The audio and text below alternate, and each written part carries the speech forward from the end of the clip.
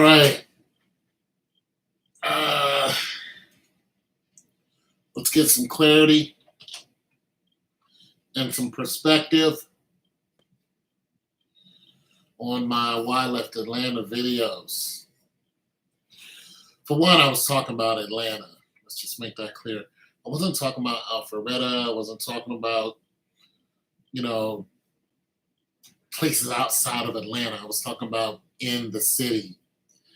And I made that video years ago. But I was talking about things that didn't happen to me, just things that I saw. And some of the things that did happen to me, but I never had a problem whereas to like I never got robbed in Atlanta. I never got into a fight. You know, I never so much as got into an argument with a black person in Atlanta because for one, I worked a lot. So I would go to work and then I'd go home, go to work and then go home.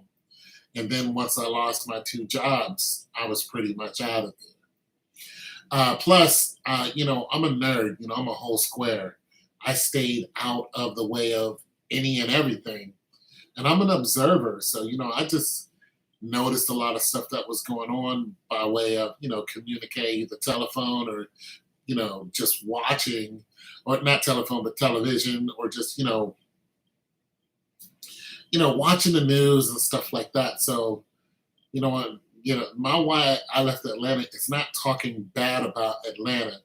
It's just talking about the different level of living styles that is from here in the Midwest where I'm at now to, being, in a bigger city with a lot more, black people. And like I said, that was a long time ago when I made that video.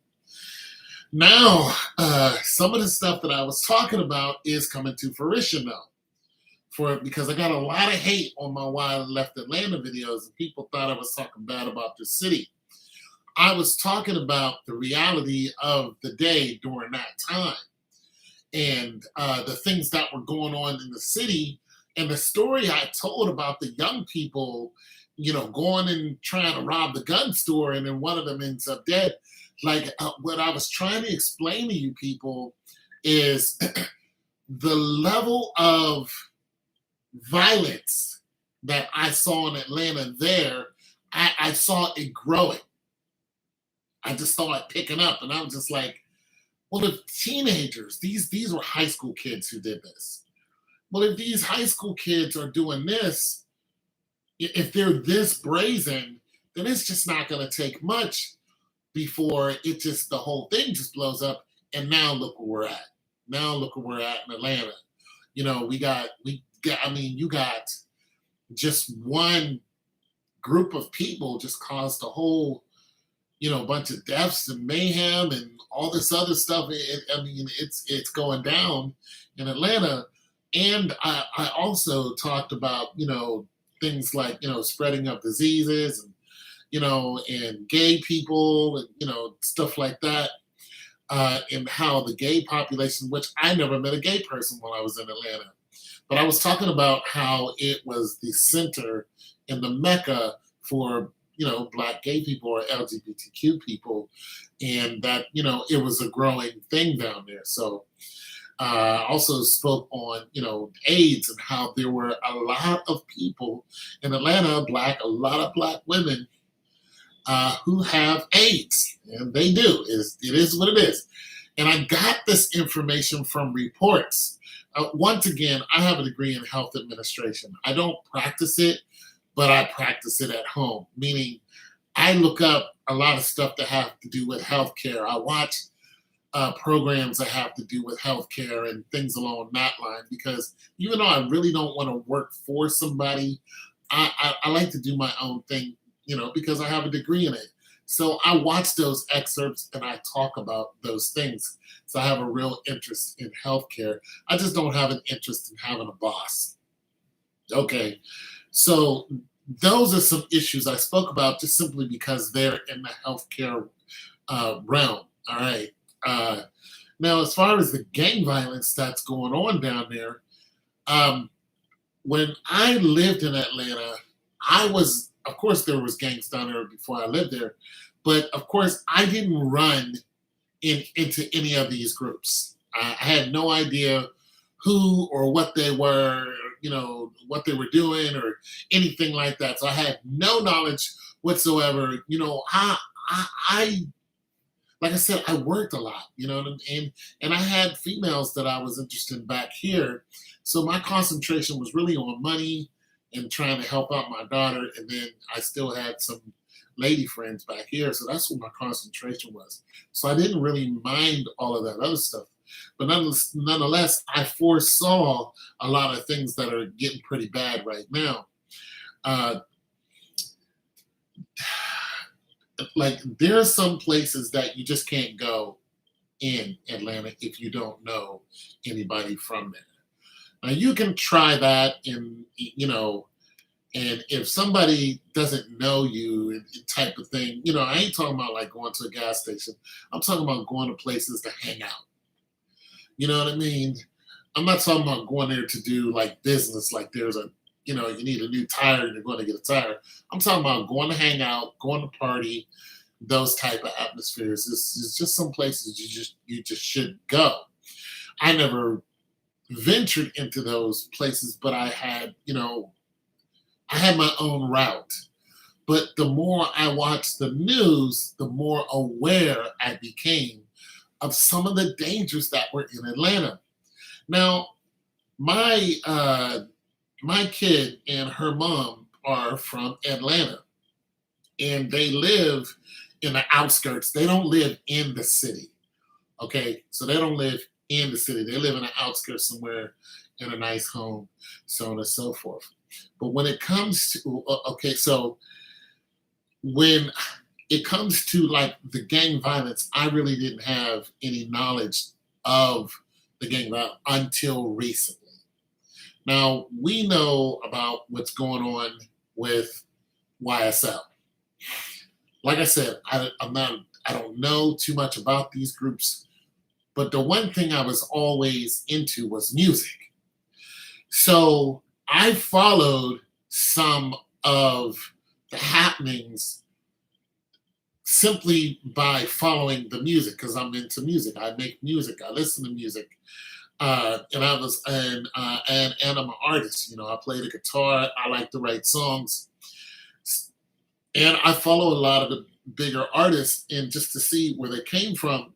And when I got back here, Lil Wayne, he was doing his thing, and then of course I followed. I didn't follow Lil Wayne, but I kind of listened to him. But I was interested in how he got to be, the Hot Boys, and then once he split from there. How he got with, how Baby pretty much put them on, and then that whole group, and then once they, just what was going on through there, and then eventually Young Thug, and then came along Drake, Nicki Minaj, and all that. So I've been kind of just paying attention by the way of default to just the things that were going on with music and and how that was happening. But I had no idea that Young Thug was a gang member. I didn't even know of YSL. But now, everybody knows about YSL and Slime and and how actually big they are. And I'm sure I probably might have been around one of those areas where some of those people are, maybe not, I don't know. But so when I look at it now and see how influential the people in music are down there, especially, Young Thug, and the power that he has, the good he's done, and the opposite, all by what other people are saying. Like, I don't know anything other than what's being said on the internet. Like, I had no idea that it was that big, but I was gone long before that.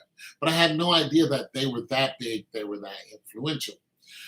But the reason why I'm speaking on it, not speaking on him, just speaking on the atmosphere down there, is because while I was down there was an incident that I had spoken on before in my Why I Left Atlanta, where the sheriff got shot by somebody who was running against him to take his place. These are black people.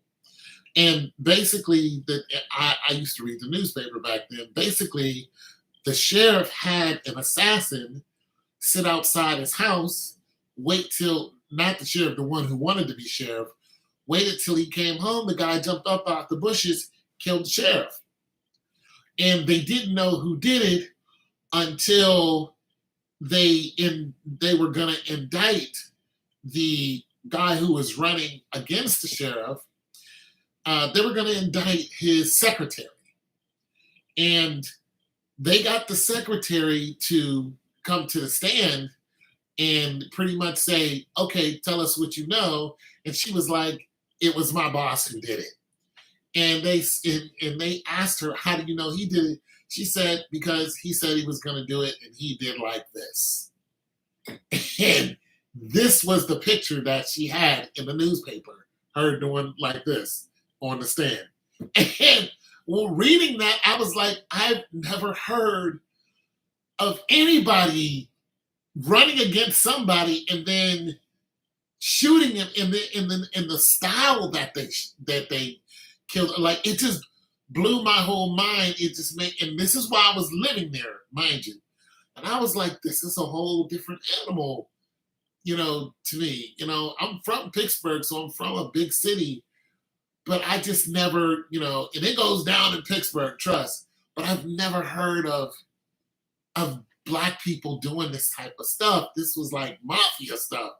So I never heard of it. And that's why it really shocked me. Like, wow, in the political arena, you guys did this. And another thing, as far as my background, I used to work for the Ohio House of Representatives. And there are some vultures in there where I worked, but I could never see them getting to the level of, I'm about to do this representative in who's running for me. And yeah, it was just beyond me. You know what I mean? So that's why it shocked me so much. And now when we're looking at the case that's going on now, it seems like some information was, leaked about who the witnesses are. And also I noticed that there were some people who dislike the prosecutor. I think that's who it is. It's the I think it's the prosecutor, female, but they threatened her. And when I saw that they threatened her, I was like, this sounds familiar. This is a city where they would like for some people in different cities who, hear about what's going on with YSL, and then they hear about not his actual members, but people who just like the group and are fanatic about the group, sending threats to the people trying to prosecute him. If you guys don't think that these guys are really like that, then you're out of your mind. Trust me, you're out of your mind, because it's like that in Atlanta. And that's why she said, I'm taking this very serious. She beefed up her own security. Like, it really can happen in the AT real, where you don't see this anywhere else. But down there, like, you don't see Black people doing this in other places. But if somebody passes a threat on somebody who is in a high position, usually you think that person's protected. Not in Atlanta. I'm telling you right now, not in Atlanta. Listen, and this is why that woman took it seriously. She's like, I'm taking it very seriously. And they're trying to find out who it is, but these are like people on the internet, so they don't know where they're at. But nonetheless, she's like, yeah, I'm beefing up security. That's why she took it seriously. That's why she didn't pass it off and go, this is just nothing. Somebody comes around here, we're going to take care of them. No, she was like, I'm going to take this very seriously. And it wasn't just one person who passed threats to her. This thing with YSL is, when you look at who's connected to who, and you go all the way back to Slim and Baby and, and who put them on, and and then, and you when you look at, I mean, it's like a huge family tree when you look at Drake and who he pays to stay in his position, and Jay Prince and all that. When you start really looking at these people, you'll find a string of surprises that are happening, like they're happening behind the music. And you're listening to this music and you love this music, but there are things that are turning, there are wheels that are turning that you probably would never expect. You probably would never want to be involved in any of it. You're like, like I didn't know it really goes down like that. Like it really, really, really, really, really goes down because there's a lot of money that's involved. So as far as this case, for one, I think Thug is only going to do 5 years and he's going to be out. And I don't even think he's going to do 5 years. That's for one. And I was listening to DJ Academic. And he was trying to say that Thug's lawyer, who's the best in the business, is going to say, well, the guy who, I guess there was somebody who assassinated somebody else. And, but it was in a rental car that was rented through, Young Thug. He was trying to say, he went somewhere and he rented guys out cars and, they went and they do whatever they want to do.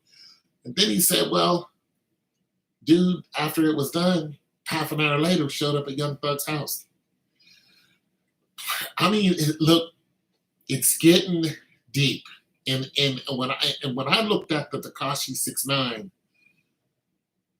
in the way they did Tekashi and tried to get him on pretty much the same thing, I looked at that and I was going, Tekashi was a puppet. Tekashi,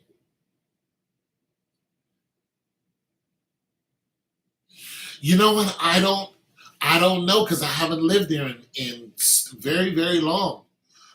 But I saw this coming. I saw it coming in the music. I saw it coming with the petty squabbles. I just saw it coming and I was like, this is gonna blow up. This is gonna be big. And when you're looking at their case, I mean, they went and they grabbed 28 people. 28 people got arrested.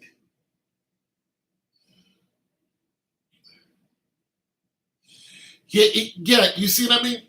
You see what I mean? But you don't know about it, but yet here we are. Here it is. When you're looking at these young lives that are being snuffed out, you don't know about these young men that are being snuffed out until they hit the news, and then you're finding out that they belong to, some acronym ABC. And you're just like, I've never even heard of these people, but nonetheless, you've been listening to them. That song SRT. I remember once you said not to wear a red bandana. Oh, a black one in your pocket. Yeah. Oh, so you saw my videos. No, a black one because I got confronted when I was visiting.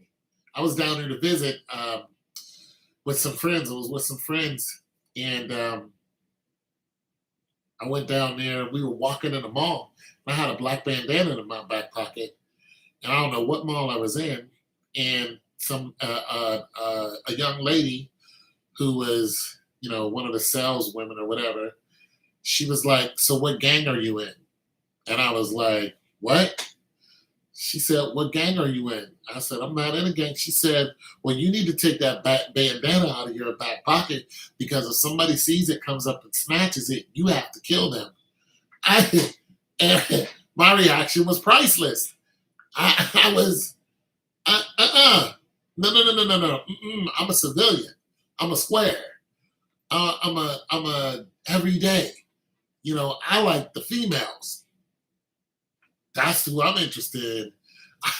I'm trying to see the pretty ladies. I'm trying to stay free. I ain't trying to prove nothing to nobody.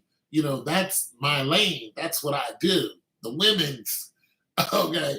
So, but yeah, that's the first time I was confronted about. So, like I said, they're they're there. They're very prevalent, but now they're coming out into the open. And now that they're coming out into the open, now that they're the music and what they're talking about, they talk about what they do. Instagram made it so where they show what they do. Now these people who were in the shadows just doing their thing, now they're coming out, and and now that they're coming out, they're I tell you what happened. I'm gonna tell you what happened when you do stuff in the shadows. If people don't if people don't know it, they don't care. You do stuff in the shadows, they don't care. You know what I'm saying? Nobody in a gang ever said anything to me. I lived there. I was cool. They don't care. But when you start coming out and police are getting shot, they notice you. The powers that be notice you. When you're shooting back at police and you have one of these acronyms, you're running around and people know you by that acronym, they're doing the same thing as with, listen, they have a hip hop dossier. They know everybody in hip hop.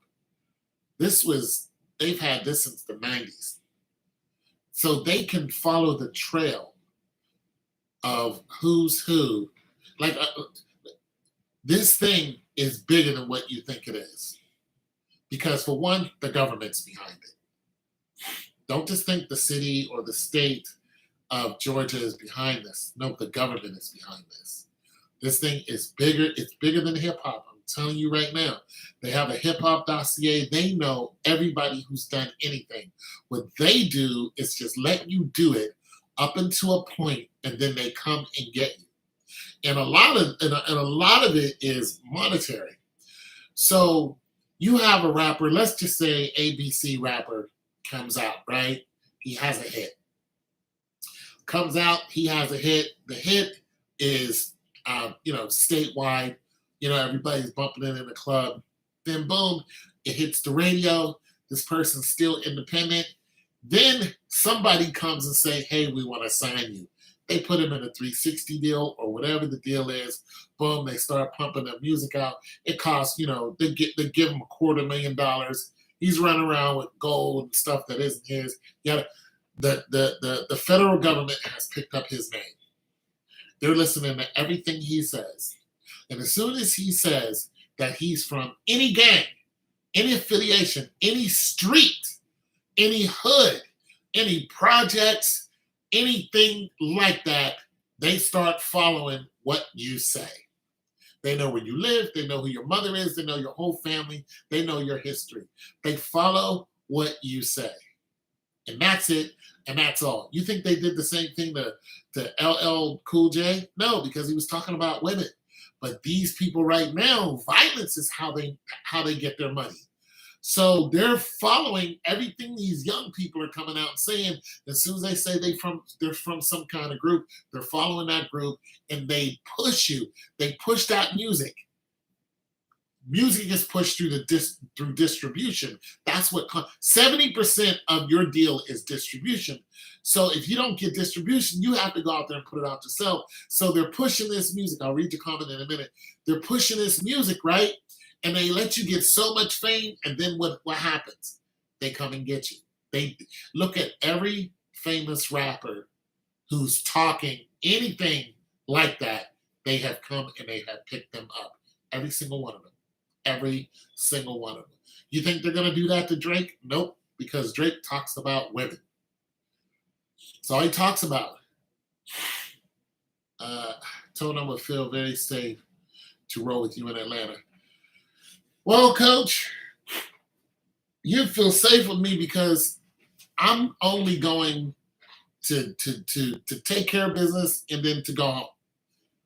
And that's it. And the only places I go to, like when I lived in Atlanta, I went to the Velvet Room. that was a cool place to go. Uh, I don't really go out, especially now that I'm in my 50s. I'm really not going anywhere. You know what I'm saying? So I'm a very chill person. I've always been that way. But I was always interested in the ladies. I never went to any place where I thought it was going to be violent because I don't like violence. I always go to where I think. Now, when I'm in Pittsburgh, 20 years ago, I used to go to a place that can get rowdy real quick in Pittsburgh because the prettiest girls were there. But that's where I was from.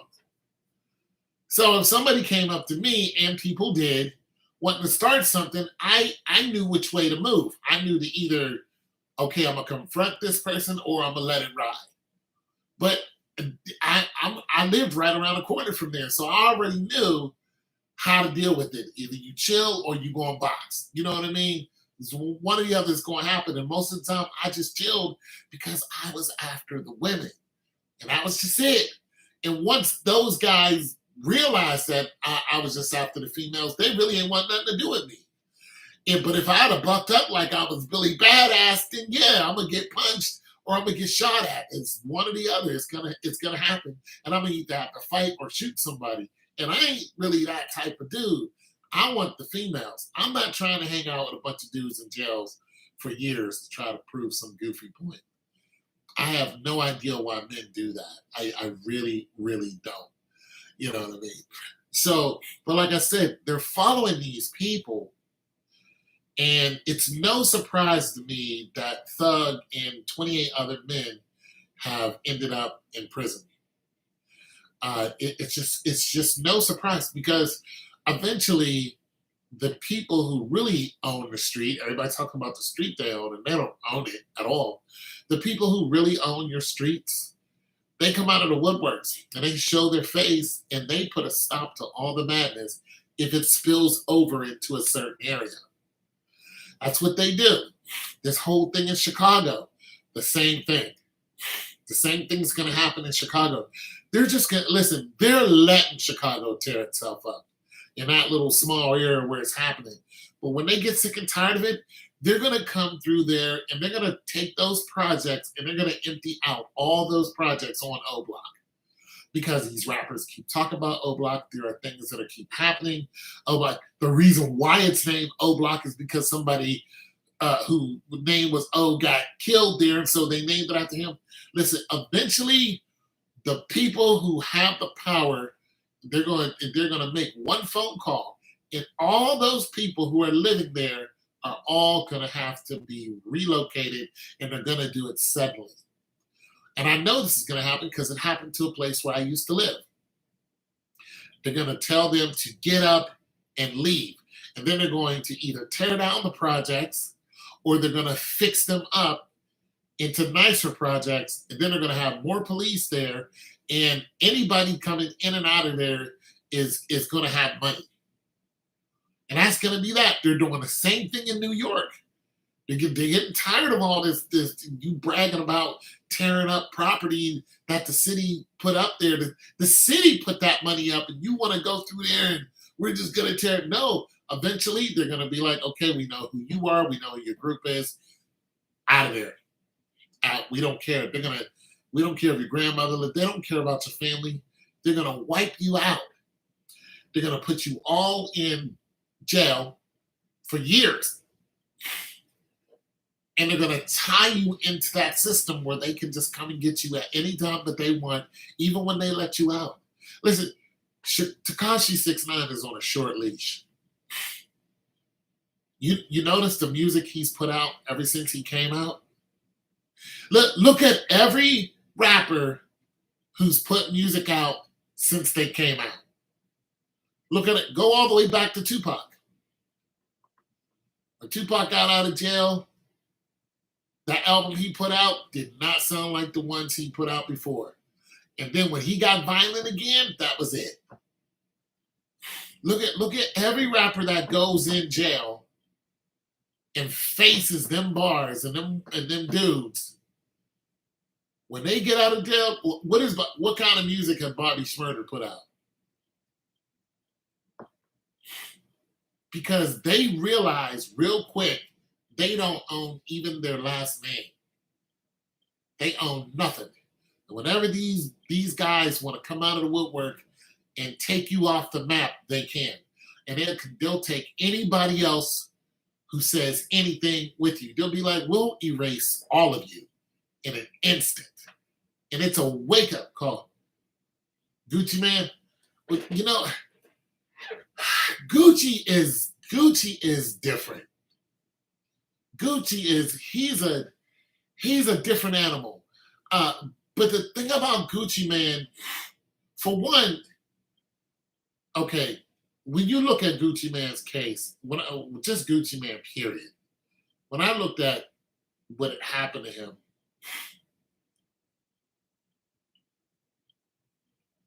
and the guy who came after him, and when Gucci Mane did him in, he had a great lawyer. As a matter of fact, his lawyer is being used by Donald Trump right now.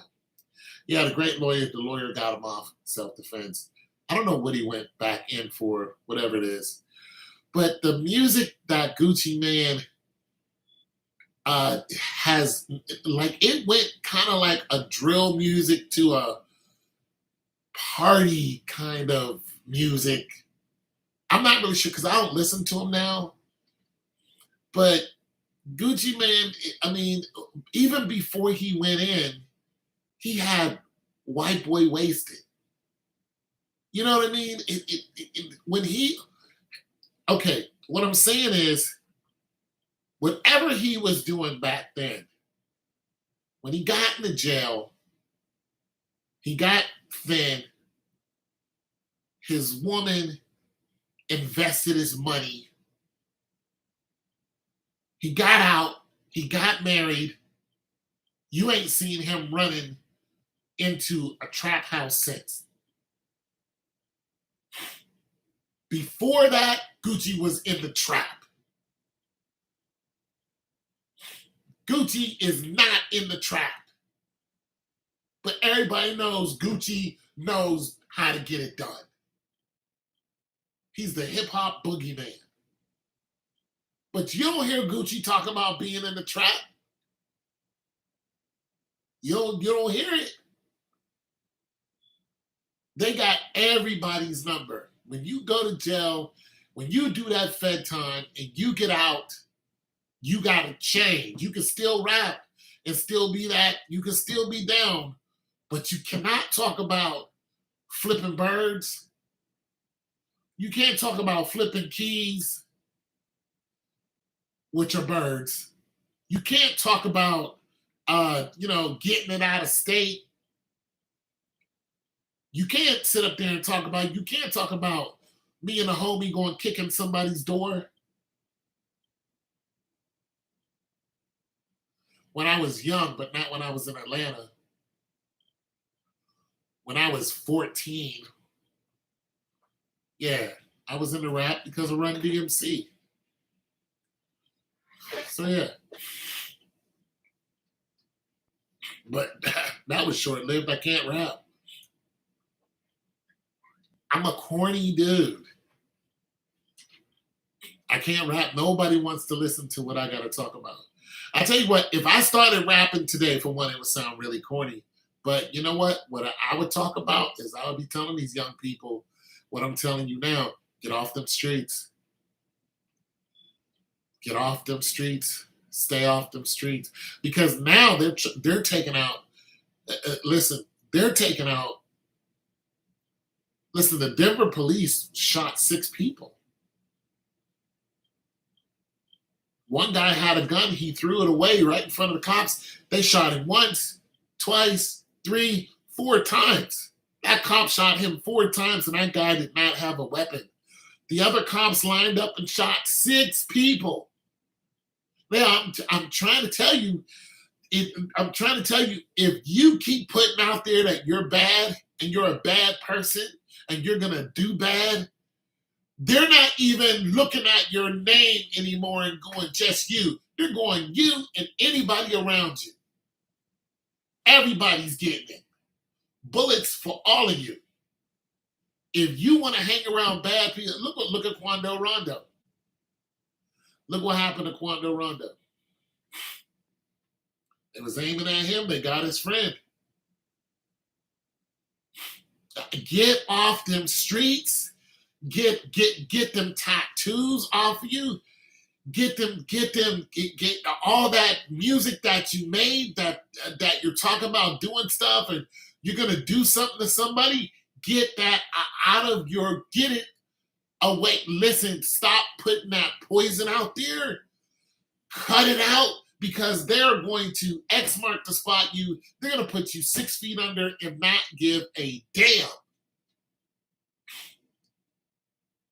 This stuff that's happening in Atlanta, it is going to get bigger, faster. And a lot of people are going, hey, Tone, I never had a problem in AT Real. I'm like, for one, if you live in Alpharetta, you don't live in Atlanta. You got to live in Fulton County. That's Atlanta. Okay, that's what I was talking about. You live in DeKalb County, you don't live in Atlanta. Okay? You don't live in Atlanta. I'm talking about in Atlanta. But if you think that what's going on there cannot spill over into your neighborhood, you're blind and you can't see. You can't see. And the more you crank their music and the more you buy their music, the more you encourage these people to do what they're doing because these youngsters are hungry. They need money. They don't want to depend on nobody else. So they'll make terrible music as long as somebody gives them some paper because they're hungry. They don't want to work a 9 to 5. There's no pension and all this other stuff. No, they want the women. They want the money. They want the jewelry. They want to live the fast life. But they can't do it if we don't listen to it. We don't buy their music. It's a dub. But these people who control the music industry, they know how poisonous this music is. And listen, YSL was set up. All the stuff they was doing, they knew about this a long time ago. They are set up. Government been watching them. They set up a long time ago. Long time ago. From the first words that came out of your mouth and what you was talking about, what you was going to do, and then people started leaving the planet, you were set up. The more they push this and say, hey, we're going to give you millions of dollars to go out there and say this, that is a setup. That's a setup 100%. You'd be better off making party music, better off making music about females. Listen, people think you're corny if you just talk about female. People think Drake's new album is corny. I'm like, do you not understand the chess move that Drake has made by making that album? Do you not get it? Look at the camp that Drake is in. You not understand Nicki Minaj making To the Beach, Take Me to the Beach? You not understand the power move that is? Look at where she came from. She came from the bricks. She knows all of that stuff. Listen, there's some rap music that Nicki put out where she's just spitting. Nicki can spit some bars. Trust. And we love that stuff. But Nicki is smart. She's like, I already see what direction this is going. I'm going to go get married. And I'm going to go talk about being on the beach. I'm going to do that. I'm going to make ass shaking music. I'm going to go and head that direction. Because she saw it coming. Drake too. Drake knows. He knows if you go and keep hanging out with Block Boy, 901 come alive, and you can't keep making that music. You can't talk about going. Nah, you got to chill. You got to stay over there with the females. Sing about. I'm trying to tell you, these people are getting set up, and there's going to be a new group of youngsters who's going to come out and do the same thing. Because YSL's music is about to change. It is about to turn 360. Watch the next album that he puts out. They're going to let him out. I don't think he's going to do 5 years. He'll do less. But when he gets out and he drops another album, I guarantee you there won't be one mention of a stick. There won't be one mention of kicking out somebody's door. There won't be one mention of some dead homie that he's trying to avenge. Nothing about F the judge. Nothing about shooting up police. It's all going to come to a screeching halt. He's going to talk about something completely different, and it's going to have a different beat. That demon beat that you're always used to hearing, boom, boom, boom, boom, boom. It's going to change. That stuff is going to be lighter, and you're going to be like, what? What is he talking about? Yeah, because they're not playing with none of them. They don't care how rich you are. They're going to snatch you off the street. They're gonna put you in front of that judge, and they're gonna hang that time over your head if you go back out here and you keep provoking people to violence. And any of your crew that does the same thing, they're gonna blame it on you because you're the influence. And I'm telling you, all the people that are in that camp, they're gonna come out and it's gonna be different. They're gonna change what they're saying. Because it got too big. It got too big. You got white girls you got upper crust white boys in Ivy League college pointing their fingers and making gang signs. You got white girls, making suggestations like they're about to go. You got them fighting each other and calling themselves the N-word. It's got too big. It's gotten too big, and they're gonna put a stop to it. They're gonna shut it down. Like, I'm trying to tell you, they're gonna shut it all down. Every famous rapper that you know right now who's talking anything like that, they've all got arrested. All of them. They've all got arrested, or something bad has happened to them. All of them. There's nobody out there talking crazy right now who hasn't been face to face with that judge. And they're going to stop the whole thing, or they're going to pick you apart. That's what's going to happen. So that's just my opinion. And I hope nobody got offended by this, because like I said, I'm a square, so don't come at me. But I'm a watcher.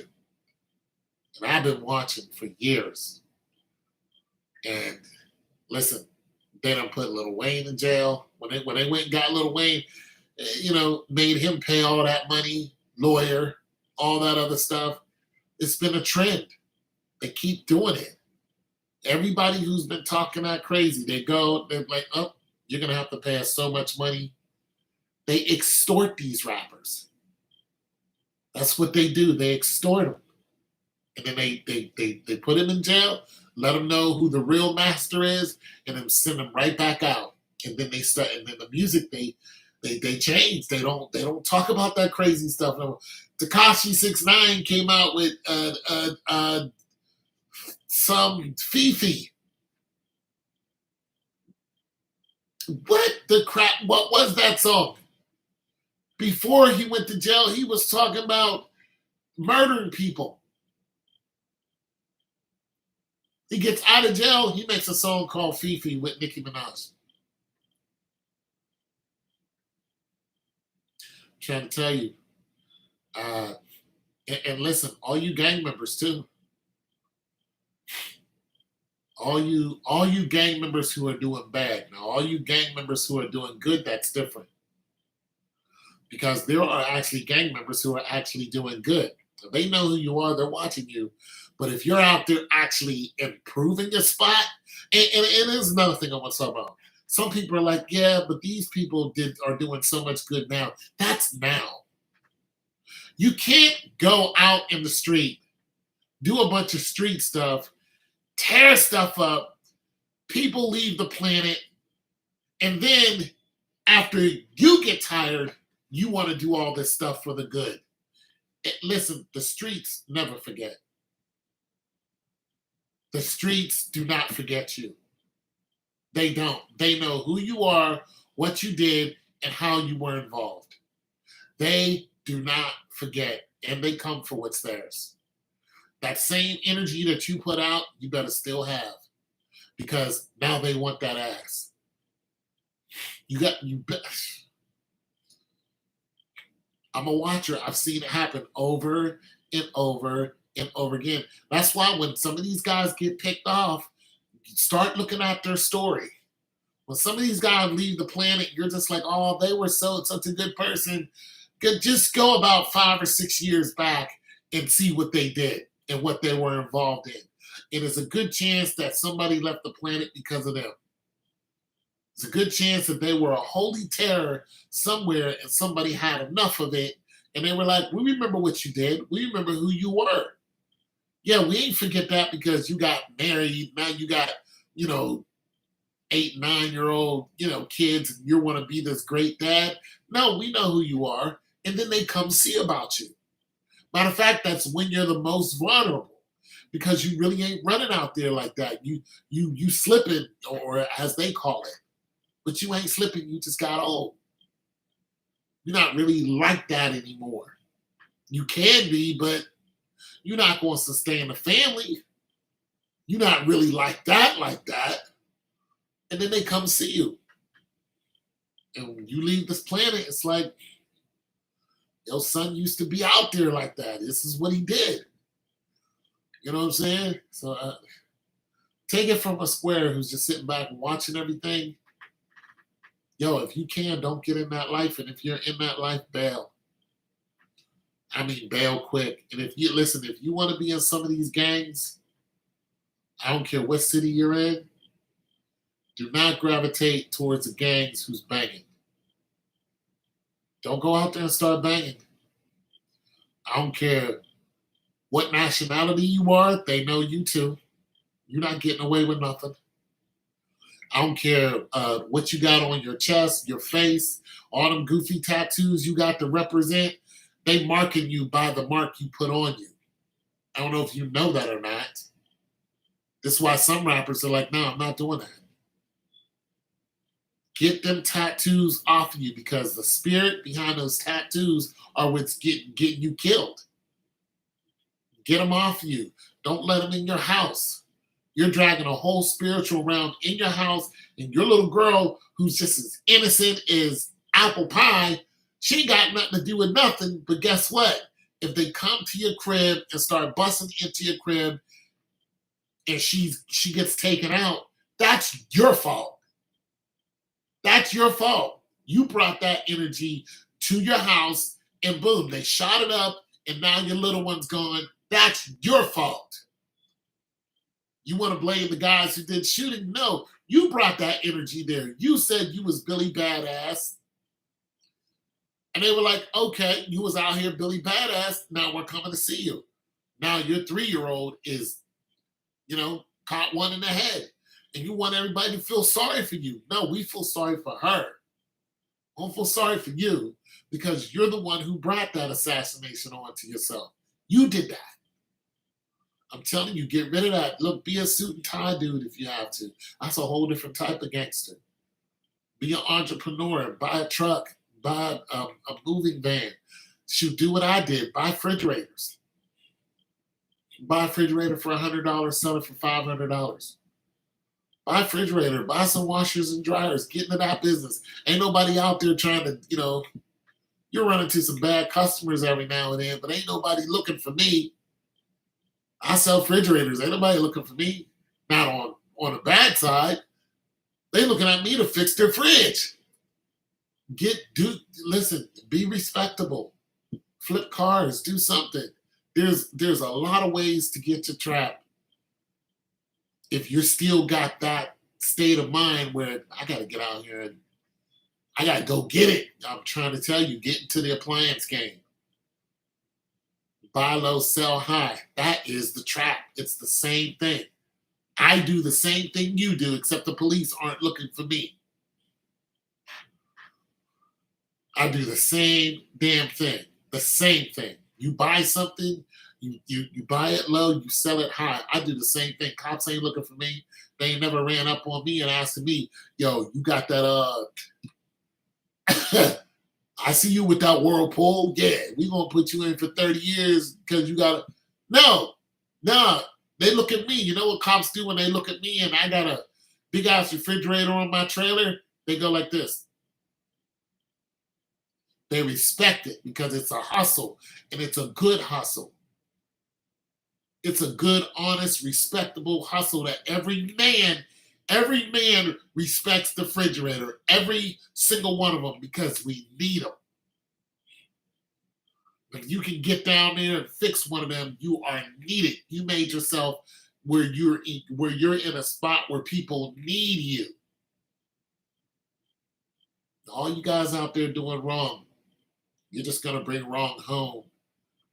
And when it happens, it's gonna be your fault when your kids get taken out of here. Yo, follow the music, and you'll see all the problems that are happening. Not only that, you'll see the ones that are gonna happen. And if you got anybody who lives in these areas who's doing any of this goofy stuff, warn them from a distance and tell them to get out. Because the government's coming for them. All right? The government's coming for them. And they're gonna knock everybody off. And you do not want to be in those jail cells. It's your boy Tone 202. God loves you, and so do I.